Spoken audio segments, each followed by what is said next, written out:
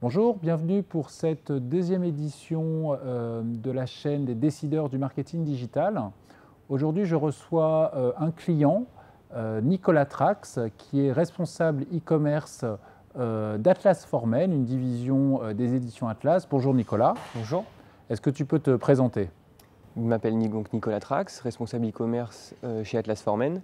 Atlas Formen qui est en fait une division du groupe Édition Atlas. Nous sommes la division catalogue et nous avons une activité de vente par correspondance de vêtements et accessoires outdoor pour hommes.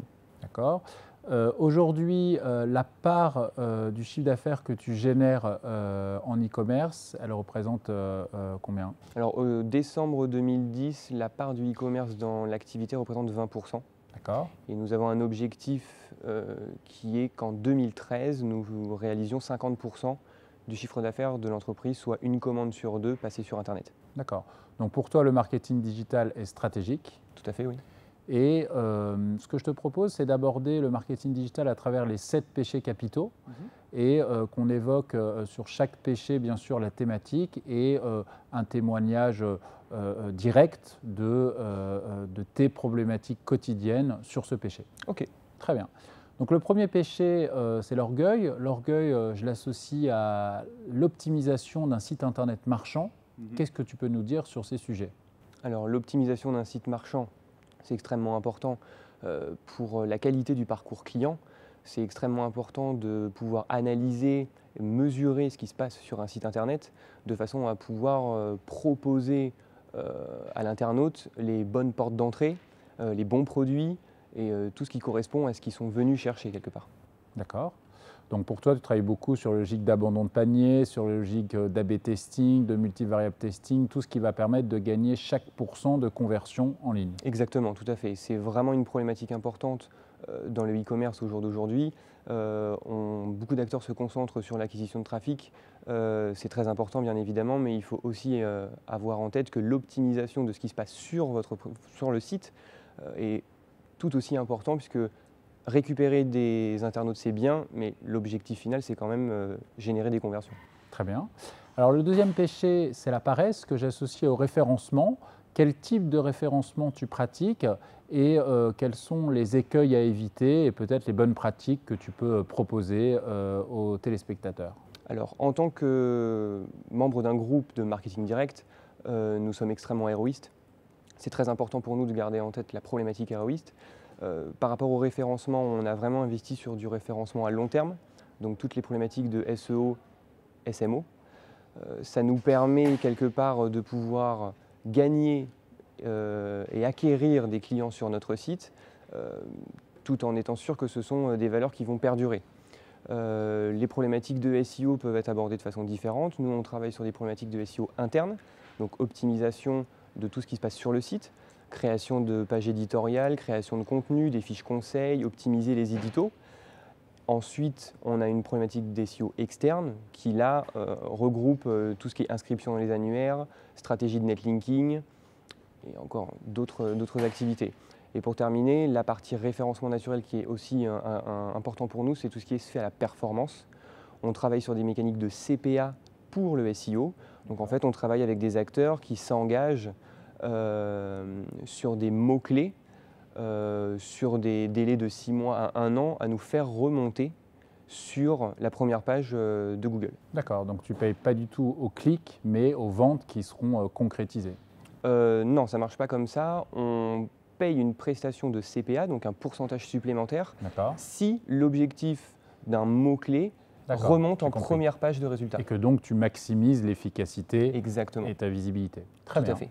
Troisième sujet, la luxure, que j'associe à l'acquisition de trafic, l'acquisition de prospects. On a travaillé ensemble notamment sur la présentation d'un prestataire qui a une certaine légitimité et un modèle économique assez innovant. Est-ce que tu peux nous en parler? Tout à fait. Donc Digilinks nous a présenté un prestataire qui travaille avec des méthodes et des modèles économiques innovantes, notamment des modèles économiques un peu hybrides qui mélangent le CPL et le CPA, ce qui nous permet de pouvoir collecter sur un délai très court une grande quantité d'adresses tout en minimisant les risques d'investissement, puisque quelque part, on arrive à générer des leads à des coûts très faibles, avec une partie de performance au CPA qui vient par la suite lorsque l'adresse collectée génère des commandes. Ça, c'est extrêmement intéressant pour minimiser les risques d'investissement. Et finalement, le prestataire a tout autant intérêt que toi d'avoir un profil qualifié puisqu'il va être rémunéré partiellement sur les ventes futures. Exactement. C'est un petit peu du gagnant-gagnant. Dans un cas comme ça, il faut que les deux parties fassent un travail vraiment performant pour que d'un côté la collecte se fasse et que de l'autre côté on arrive à générer des conversions. Et j'imagine que les engagements sont aussi réciproques. Le prestataire exige aussi d'Atlas Formen une certaine animation de ses profils avec des offres promo, avec des contenus éditoriaux pour faire en sorte que la conversion arrive. Tout à fait. Pour arriver à monter des opérations comme ça, il faut que l'agence ou l'acteur qui collecte les adresses ait confiance en son client et qu'il soit, qui sache et qui soit informé sur l'activité PRM du client de façon à être sûr que derrière, les adresses qu'il va collecter vont être travaillées correctement et vont pouvoir générer de la conversion. Très bien. Alors, quatrième péché, l'envie, que j'associe à l'email marketing. L'email marketing plutôt de fidélisation. Donc, quelles sont les vertus que tu mets en place sur ces sujets? Alors, concernant l'email marketing de fidélisation, nous, chez Atlas Formen, on a une activité relativement importante puisqu'on route environ un email tous les 2-3 jours. Après, l'idée n'est pas de prendre toute sa base et de router des campagnes massives. L'idée, c'est plus essayer de segmenter les envois, segmenter la base par rapport à des centres d'intérêt, des parcours utilisateurs sur le site, par rapport à des profils types. Et à partir de là, on essaye de travailler un marketing plus personnalisé et plus approprié à ce que recherchent les internautes. D'accord, donc on est loin de l'emailing de masse, on va plutôt travailler sur un email marketing scénarisé, personnalisé, avec un contenu, une conversation digitale qui va être sur mesure. Voilà, exactement. Et ce qui donne au final des taux de transformation beaucoup plus intéressants et un ROI beaucoup plus rapide surtout. Très bien. Cinquième péché, la colère, que j'associe au tracking, au scoring, au web analytics. Quelles sont les problématiques que tu vises au quotidien sur ces sujets? Digilinx nous a aidés aussi sur cette problématique à trouver des nouvelles méthodes et des nouveaux acteurs sur ce marché. On travaille aujourd'hui avec des gens qui sont des experts de l'analytics et qui nous permettent de récupérer un grand nombre d'informations très qualitatives sur le comportement des internautes sur le site, sur les performances des différentes campagnes de recrutement que l'on peut mener, campagne de fidélisation également.